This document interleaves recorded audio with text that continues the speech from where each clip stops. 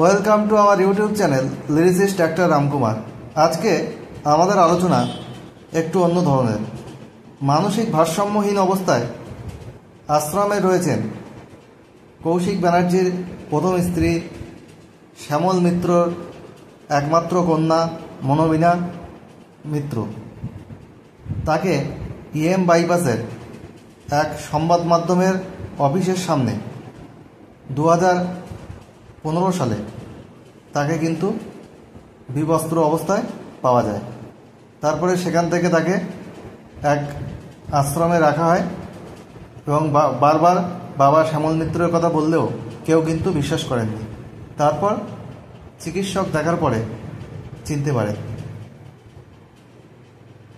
মনোবীণা মিত্র এবং তার দাদা শৈবাল মিত্র দুজনেই এই মানসিক রোগের শিকার এবং ওই চিকিৎসকের কাছে তারা চিকিৎসাধীন।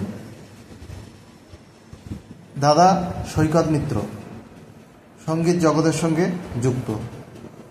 মনোবীণা আশ্রমে থাকেন, তেমন কথা বলেন না, তবে একবার কথা বলতে শুরু করলে বাবার কথা উঠলে কিন্তু তিনি খুব কথা বলেন এবং তিনি বলেন যে তার মায়ের সাথে তার বাবার খুব ঝগড়া হতো। বাবা একটু উদাসীন প্রকৃতির ছিলেন, যখন সুর করতেন তখন তিনি কারোর সাথে কথা বলতেন না। সংসারের কোনো বিষয়ে তিনি কিন্তু কোনো হিসাব রাখতেন না এবং তিনি তার নিজের বস্ত্রের দিকে তাকিয়ে বলেন তিনি কোনো দিন তার বাপের বাড়িতে বা তার শ্বশুর বাড়িতে, তার শ্বশুর ছিলেন হারাধন ব্যানার্জি, কৌশিক ব্যানার্জির বাবা, যে তিনি কাপড় ছাড়া কখনো কিন্তু এইরকম ড্রেস তিনি পরেননি এবং তিনি তার মায়ের মতো ছিলেন ঘরোয়া। কখনো তিনি গান শেখেননি, গান শিখেছেন একমাত্র তার দাদা সৈকত মিত্র এবং তিনি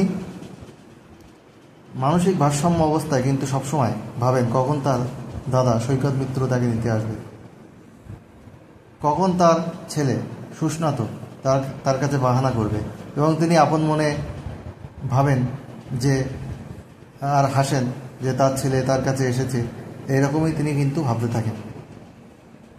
রাতে ঘুমের ওষুধ খেয়ে আশ্রমে কিন্তু ঘুমান। দাদা সৈকত মিত্রের কথায় তিনি বাড়িতে থাকেন না এবং তাকে বাড়িতে রাখলে যখন তিনি বাইরে যান তখন তার বোন বাড়ির বাইরে বেরিয়ে যায়। এখানে আশ্রমে আছে, তাও সেখান থেকে বেরোতে পারবে না, একটা নিরাপদ আশ্রয়। এবং কৌশিক কিছু কিন্তু টাকা পাঠায় তার জন্য। কৌশিক দ্বিতীয়বার বিয়ে করে লাবণী সরকারকে, যেটা লাবণী সরকারেরও দ্বিতীয় বিয়ে। মনোবীণা তার প্রেম বিবাহ প্রসঙ্গে বলেন যে তার বাবা শ্যামল মিত্র নিজে দাঁড়িয়ে থেকে কৌশিক ব্যানার্জির সঙ্গে হারাধন ব্যানার্জির ছেলের সাথে বিয়ে দেন। তাদের কিভাবে আলাপ হয়, কলেজ গেটে একবার অপর্ণা সেনের সিনেমা দেখতে গিয়ে কয়েকজন বন্ধু বান্ধবী তাকে কৌশিক ব্যানার্জির সঙ্গে পরিচয় করিয়ে দেন। তারপর তাদের প্রেম হয় এবং বিয়ে হয়। তারপর যখন লাবণী সরকারের সাথে 1996 সালে তার প্রেম হয়, তখন তারা দুজনে তাকে তার বাড়িতে রেখে যায় এবং ছেলেকে তার কাছে রেখে দেয়। ছেলে কৌশিক ব্যানার্জির কাছেই থাকে 10 বছর বয়স থেকে এবং তারপরে তিনি ঘনিষ্ঠ সূত্র থেকে জানা যে তারপর থেকে তার মানসিক রোগ আরও কিন্তু বেড়ে যায়। কৌশিক ব্যানার্জির কথায় এবং তার প্রথম স্ত্রী সৈকত মিত্রের কাছে থাকে এবং তার ছেলে সুস্নাত ব্যানার্জি তার কাছে থাকে ছোট থেকে এবং শুটিংয়ের ফাঁকে ফাঁকে তিনি নিজে এসে দেখতেন যে কখন সে খাচ্ছে যাচ্ছে, কিন্তু মায়ের একটা অভাব তিনি বুঝতে পারেন। লাবণী সরকারের সঙ্গে বিয়ে হয় তার দ্বিতীয়বার এবং লাবণীকেই সে মা বলে জানে। তার যে মা মনোবীণা মিত্রের কথা সে কখনো কিন্তু মুখে আনে না এবং সৈকত মিত্র বলেছিলেন হ্যাঁ কৌশিক 8,000 টাকা করে মাসিক পাঠায়, কিন্তু মনোবীণাকে বাড়িতে রাখা খুব কষ্টকর তাই আশ্রমে তাকে রাখা হয়েছে, কারণ কোনো মানসিক রোগীকে কিন্তু কেউ সহজে রাখতে চায় না। তবে কোনো একটা ভালো জায়গায় রাখতে পারলে অবশ্যই ভালো হতো। শ্যামল মিত্রের একমাত্র কন্যা মনোবীণা মিত্রের কি দুর্বিষহ জীবন, সেই জীবনের কথা শুনলেন।